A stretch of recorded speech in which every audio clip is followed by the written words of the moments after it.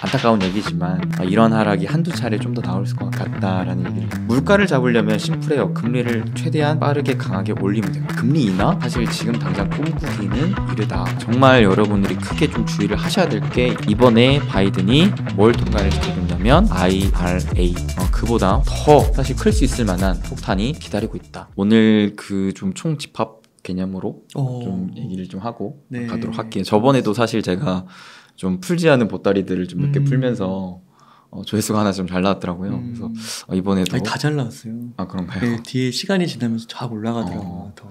이번에도 부족하지만 또 힘을 좀 실어드리고 네. 좀 가고자 합니다. 일단은 지금 시장에 대해서 저번에 나와서 제가 얘기했다시피 현 시장을 과거와 막 비교해서 보시려고 하는 분들이 좀 많은데, 저는 저번에도 말씀드렸다시피 지금 시장은 사실 역사상 처음 보는 시장이고 하기 때문에 과거와 비교하기보다 최근의 흐름의 그런 사이클을 좀 이해하시는 게 좋고, 그 다음에 시장이 하락하는 것은 무엇보다도 특정한 또 악재로 인해서 빠지는 경우가 많기 때문에, 과연 이 악재가 해소가 되었는지 아니면 이 악재보다 혹시 우리가 또 모를 수 있을 만한 악재가 또 있는 건 아닌지 라는 부분을 우선적으로 좀 보시는 게 좋을 것 같아요. 자, 그러면 지금 시장의 사이클을 저번에 제가 나와서 말씀드렸던 게 금융장세, 그 다음에 실적장세, 역금융장세, 역실적장세 말씀드리면서, 지금 장세는 올해 6월부터 시작해서 역실적장세이자 이제 경기 침체 국면으로 좀 넘어간 듯하다라고 말씀을 드렸었는데, 이 장세의 특징은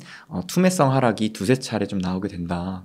그래서 6월에 한 차례 좀 큰 투매성 하락이 나왔을 때 제가 이제 그때 나와서 말씀을 해드렸던 게, 정말 안타까운 얘기지만 이런 하락이 한두 차례 좀 더 나올 것 같다라는 얘기를 좀 드렸어요. 그래서 그에 대한 가장 큰 요인으로 제가 생각할 때는 현재의 상황에서 여러분들도 가장 잘 아시겠지만, 이러한 시장의 하락을 지금 야기시키고 있는 가장 큰 악재는 바로 물가죠. 물가 때문에 지금 금리를 가파르게 올리는 것이고, 뭐 그로 인해 지금 뭐 달러 환율 문제 생기고 수급적인 영향 생기고, 이런 부분들이 사실 뭐 합병증 마냥 계속해서 점진적으로 커져가고 있는 상황이란 말입니다. 맞아요. 가장 큰 그 암의 시초가 된 건 결국 물가예요, 물가. 그래서 여러분들도 이 시장을 바라봤을 때 그래, 이 시장을 지금 크게 빠뜨리고 있는 가장 큰 주체인 이 암덩어리는 결국 물가이기 때문에, 무엇보다 내가 이 물가를 우선적으로는 봐야겠다 라고 생각하시는 게 좀 더 이 시장을 이해할 때 있어서 수월한 게 아닌가 좀 생각이 들어요. 그래서 사실 최근에 7, 8월경 시장이 단기간에 좀 반등을 줬어요. 이 반등을 줬던 가장 큰 요인도 물가가 CPI 지표가 발표가 됐는데 기존의 9%대에서 8%대로 살짝 좀 진정이 되다 보니까 사람들이 이제 생각을 한 거죠. 야, 드디어 이제 물가가 피크아웃을 찍고 떨어지는구나 하면서 이제 기대 심리라는 게 생기다 보니까 사람들이 야, 이제는 좀 사도 될 때다 싶어서 이제 저가 매수를 들어왔었기 때문에 7, 8월 장세가 아무래도 상대적으로 반등세가 좀 보여준 게 아닌가 좀 싶어요. 근데 이런 부분에서 최근에 잭슨홀 미팅 때 파월 의장이 한 차례 연설을 했죠. 야, 물가가 지금 너네가 생각보다 더 심각해. 더 심각해. 그리고 우리는 그 무엇보다도 이 물가를 잡기 위해서 사실 총동원을 다 할 거야. 무엇보다 지금 사실 시장에서 우려하는 건 두 가지거든요. 물가 인플레이션 문제, 그 다음에 그로 인해 경기 침체. 사실 물가를 잡으려면 심플해요. 금리를 최대한 빠르게 강하게 올리면 됩니다. 근데 그 올렸을 때 부작용이 이 경기 침체 문제죠. 그래서 이 두 가지에 대한 문제가 있다 보니까 경기 침체 문제를 살리려면 금리를 인하해야 되는데, 자, 그러면 사람들이 자꾸 고민에 빠지는 거예요. 이게 금리를 올리는 거야, 빠뜨리는 거야. 결국에는 물가를 잡는 게 먼저인 거야, 경기를 살리는 게 먼저인 거야. 사실 이게 시속 게임에서 왔다 갔다 하고 있었던 상황이었거든요. 그치. 그래서 7, 8월 반등 장세 때 사람들이 기대했던 것도 물가가 피크아웃을 좀 찍다 보니까 그러면 당장의 이 심각한 경기 침체 문제를 좀 해소하기 위해서 내년쯤에는 금리를 인하하지 않을까라는 기대가 생기면서 이게 선반영돼서 이제 주가가 좀 오른 것이거든요. 근데 연준이 이제 그렇게 기대하고 있었던 이제 시장 참여자들에게 다시 한번 정신 차리라고 회초리를 든 거죠. 되게 세게 말하더라고요. 네, 회초리를 든 겁니다. 정신 차려라. 지금 경기 침체가 이게 지금 당장 급한 게 아니다. 당장의 이 역대급 인플레이션을 잡는 게 우선이다 라고 하면서 이 금리 인하? 사실 지금 당장 꿈꾸기는 이르다 라고 사실 단정지어 말해준 것이기 때문에 네. 우리는 더더욱이 현 시장에서는 물가를 우선적으로 좀 봐야 되지 않을까 싶습니다. 그래서 이 물가가 저번에 제가 나와서도 얘기 드렸다시피 이게 뭐가 한 차례 꺾였다라고 우리가 안심하기보다는 좀 두세 차례 연속적으로 진정되고 있는 흐름이 좀 이어진다면 이제는 좀 한 차례 확실히 피크아웃을 찍고 안정기를 찾아가는구나 라고 생각을 하시면서 그때부터는 조금씩 그래도 주식 비중을 조금 담아가는 게 좋지 않을까 싶어요. 근데 다만 우리가 이상적인 인플레이션 수치는 2%입니다. 네. 하지만 현재로서 아직도 8%죠. 갈 길이 멀어요. 갈 길이 멀기 때문에 이게 과연 언제 잡힐지는 가늠하기 좀 어렵습니다. 그래서 시간과의 싸움에서 우리가 결국에는 버티고 이겨내야 될 것 같다라는 생각을 좀 드리고요. 그래서 그때도 말씀드렸다시피 현재로서는 사실 현금의 중요성이 굉장히 여러분들에게 좀 강조드릴 만한 요인이다라고 싶고, 자, 이 부분 여러분들이 이미 알고 있는 악재라고 보시면 되겠는데 이거 외에 우리가 추가적으로 또 생각해야 될 아직 터지지 않은 폭탄, 이것도 같이 좀 생각을 하시는 게 좋을 것 같아요.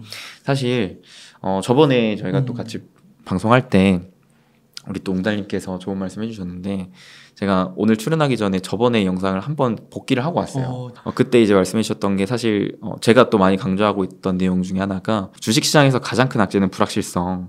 그래서 그때 말씀하셨던 게 이 불확실성이 시장에선 가장 크게 이제 위험으로 좀 자리 잡는다라고 해주셨는데 그렇습니다. 지금은 이 물가와 경기 침체는 이미 많은 사람들이 다 알고 있는 부분이기 때문에 사실 시장에 있어서 가장 큰 위협이 되고 있진 않아요.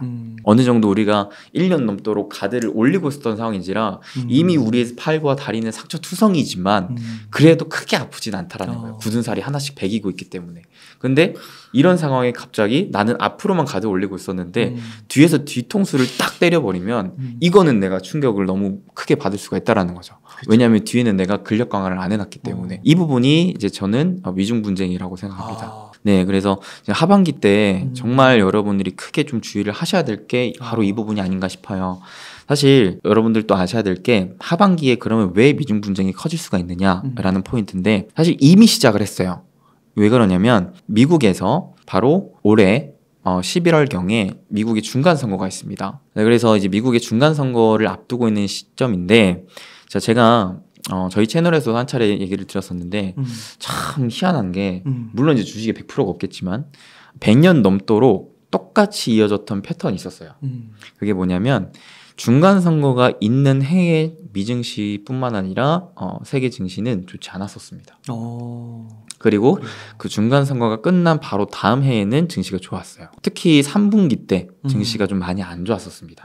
왜냐하면 중간 선거를 바로 앞두고 있는 시점이라서 그런데 근데 이게 왜 그러냐 잠깐 생각을 해보면 중간 선거는 이제 상원과 하원을 좀 투표를 하고 그 다음에 현 정부의 어찌 보면은 좀 중간 평가를 하는 이슈라고 보시면 되겠는데 사실 그래요. 이 사람이라는 게 분명히 미국 대통령이 4년 만기인데 4년 임기인데 그 과정 중에는 부정적인 의견들이 항상 많아요. 이 사람이 뭘 하든 간에 그렇잖아요. 항상 맞아요. 내가 뽑았어도 이 사람이 하는 과정이 썩 마음에 안 드는 거예요. 왜냐면 이 사람이 하는 것에 있어서 결과는 결국에는 역사가 판단하는 것인데 그 과정에는 그것이 잘 된 건지 아닌 건지 잘 모르고 그리고 당장 사실 마음에 드는 것보다 마음에 안 드는 게 사람 입장에서는 더 크게 와닿기 때문에 그런 게 아닌가 좀 싶은데 아무쪼록 현 상황에도 좀 비슷하다고 봅니다. 현재 바이든 대통령의 지지율이 굉장히 안 좋아요. 40% 정도밖에 안 되는데 이런 상황에서 바이든뿐만 아니라 민주당 입장에서는 어떻게든 중간 선거까지 지지율을 좀 끌어올리기 위한 수단과 방법을 좀 가리지 않을 가능성이 높습니다. 실제로 최근에 이제 미국 국민들의 그러한 입장을 좀 바라보자면 그럼 바이든 이 민주당 정부가 지지율을 끌어올리기 위해서는 뭘 가장 우선적으로 해야 할까라는 설문조사에서 1순위가 바로 인플레이션을 잡아야 된다라는 부분이었거든요. 그만큼 지금 미국 국민들 역시도 인플레이션 문제에 대한 심각성을 그 무엇보다도 가장 심각하게 좀 받아들이고 있다는 부분인데 그래서 이번에 바이든이 뭘 통과를 시켜줬냐면 인플레 감축법을 통과를 시켜줬어요. IRA. 자, 이게 뭐냐면 인플레이션을 돈을 풀어서 최대한 억제시키겠다. 인플레이션이 나왔었던 가장 큰 요인이 돈을 많이 풀어서 수요가 늘어난 것도 있겠지만 기본적으로 공급망이 위축이 되었었기 때문에 이 부분으로 인해서 물가가 커진 요인이 좀 크다라는 부분이었기 때문에 이러한 공급망을 좀 다시금 늘리기 위한 부분에 돈을 쓰겠다라는 부분이 가장 좀 큰 포인트였거든요. 자, 근데 여기에 약간 불혹 같은 느낌, 좀 조건부를 단 게 있어요. 이게 뭐냐면 사실 정치는 그래요. 편먹기잖아요. 정치라는 게 그냥 우리 편이 얘기한 건 그거 다 맞는 얘기고 상대편이 얘기한 건 다 틀린 얘기야. 뭐 이런 싸움을 하는 게 정치잖아요. 근데 이 정치를 할 때 가장 지지율을 끌어올리기 위해 효과적인 수단이 뭐냐면 너랑 내가 아니라 제3의 적을 만드는 거예요. 제3의 적을 만들어서 최대한 나도 너도 얘를 적대하는 같은 편이라고 만드는 것인데 시선을 바꿔버리는 거네요. 그렇죠. 그래서 최근에 지금 민주당, 공화당, 미국 입장에서 봤을 때 결국에는 민주당, 공화당이 이제 뭐 다투고 있는 와중에서 야 잠깐만 근데 중요한 거 있잖아. 야 우리끼리 지금 싸울 때가 아니야.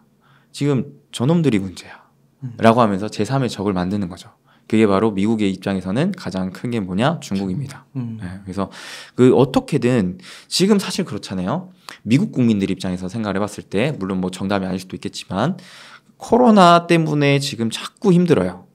사람들도 죽어나갔고 코로나 때문에 지금 인플레이션도 심각해진 거고 어찌됐든 다 모든 것들을 다 돌이켜보면은 결국 다 코로나가 시발점이었습니다. 그러면 저 코로나 누가 도대체 누가 그러면 또 중국으로 시선이 가거든요. 그러면서 야 얘들아 생각을 해봐라. 지금 우리가 힘든 게 야 우리들끼리 지금 힘을 맞춰서 저 중국 저쪽을 견제를 해야지. 지금 뭐 하고 있냐. 안 그래도 지금 미국의 경제 상황이 안 좋고 이러면 금방 또 중국한테 따라잡힌다. 그거 두고 볼 거냐. 안 된다.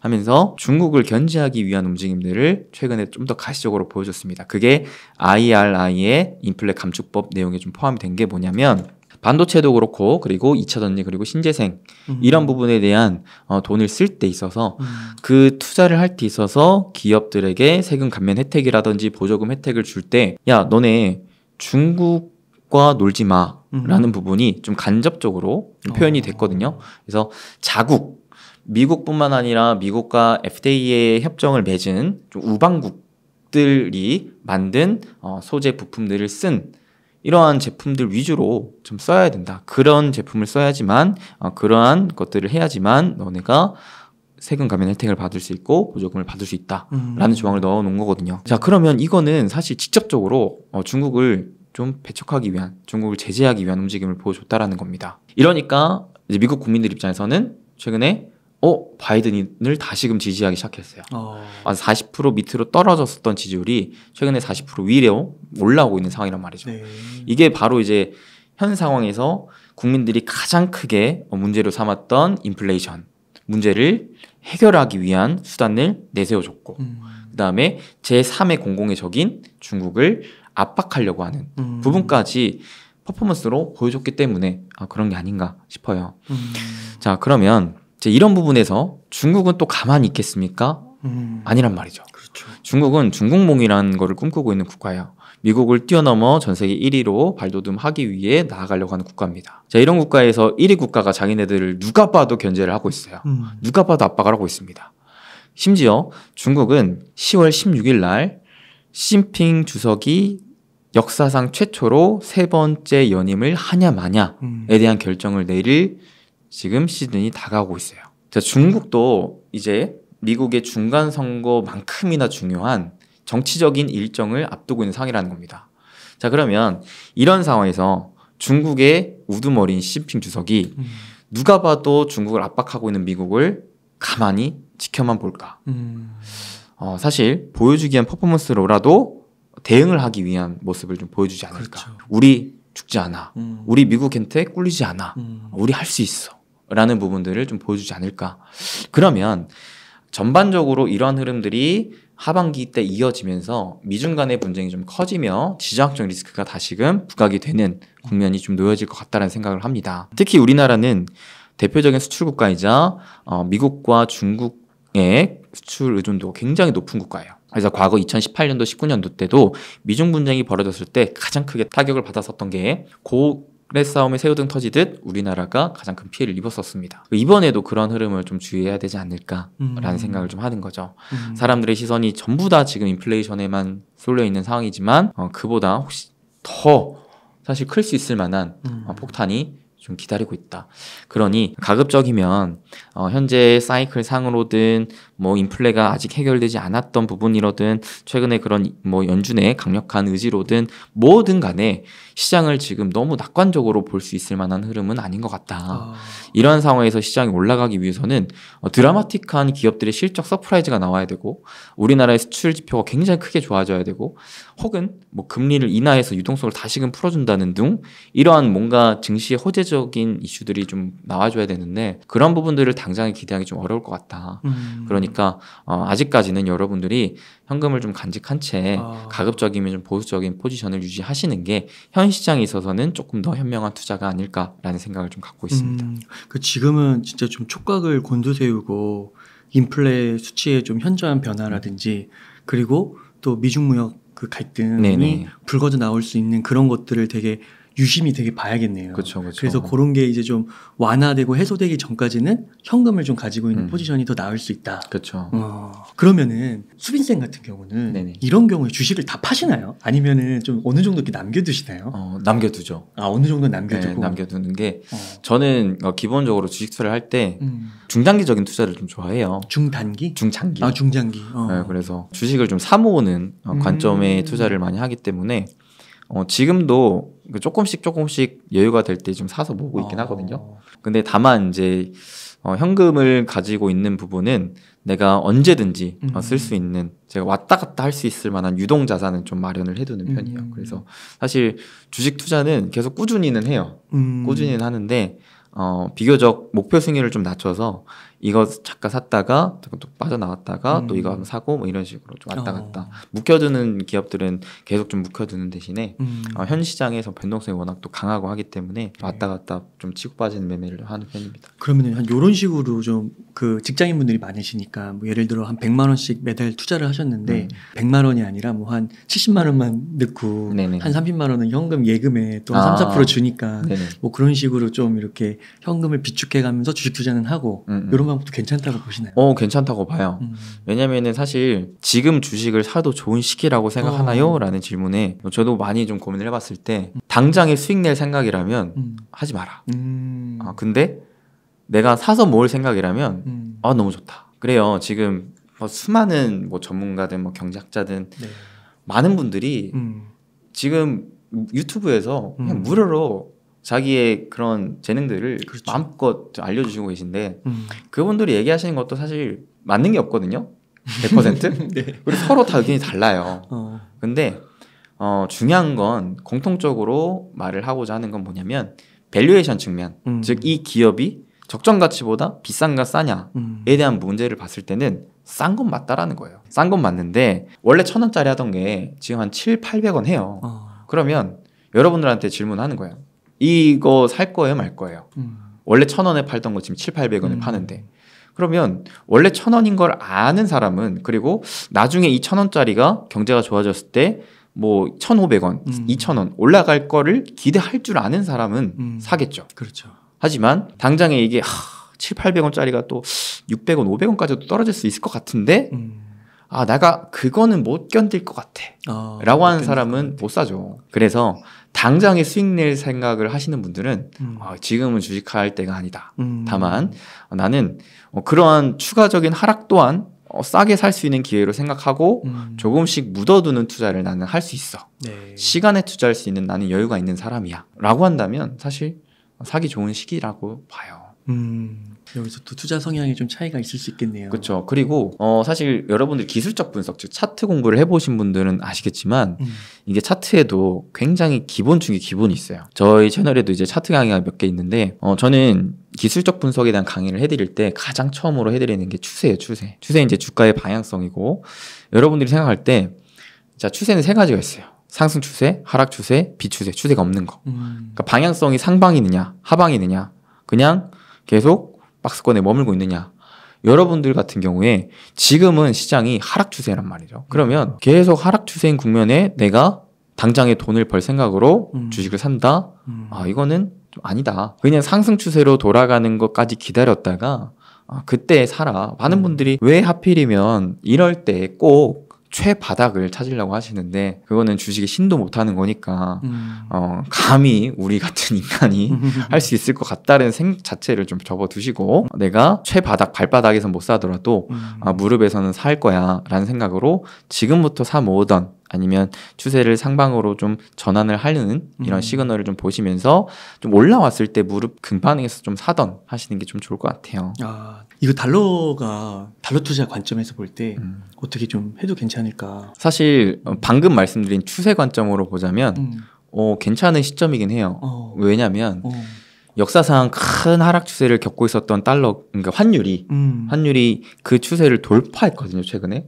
이러면 이제 차트상 관점으로 기술적 측면으로 봤을 때는 이거는 큰 저항대를 뚫은 것이기 때문에 추가적인 상승이 좀 가능할 것 같다라는 부분이고, 사실 두 번째로는 달러가 사실 올라간 또 가장 큰 요인이 우리나라 금리와 미국 금리의 금리 격차인 부분도 있고, 아무래도 이제 앞으로 또 커져갈 수 있을 만한 지정학적 리스크를 좀 회피하고자 하는 안전자산 챙기려고 하는 심리도 발휘되고 있기 때문에 달러의 강세가 좀 나와서 상대적으로 이제 환율이 좀 올라가겠다라는 것으로 여러분들이 좀 판단을 하셔야 되는데, 그러면 지금 달러가 올라가는 요인이 당장 끝날 요인이 있느냐? 사실 쉽지는 않다라는 부분이에요. 그러니까 계속적으로 좀 지속될 가능성은 좀 있다라는 부분인데, 근데 가격적인 측면을 좀 보자면 사실 싼 건 아니죠. 그래서 지금 그것 또한 두 가지인 것 같아요. 장투 관점으로 좀 보시는 거면은 사실 지금 달러를 사는 거는 아니다. 오히려 역으로 지금 싸져 있는 우리나라 증시 좋은 주식들을 사 모으는 게 좋을 것 같고, 근데 반대로 단기적인 올해 뭐 하반기까지의 흐름을 좀 보실 줄 아는 좀 트레이딩 관점을 하실 줄 아는 분들이라면은 달러에 좀 단기적인 접근도 괜찮을 것 같다. 달러는 좀 그렇게 또 적용을 할 수가 있겠군요. 그러니까 이게 추세더라도 어떻게 보면 이제 달러는 좀 많이 올라간 추세에 속한다고 볼 수 있으니까 네네. 그게 또 반할 수도 있는 거고. 네.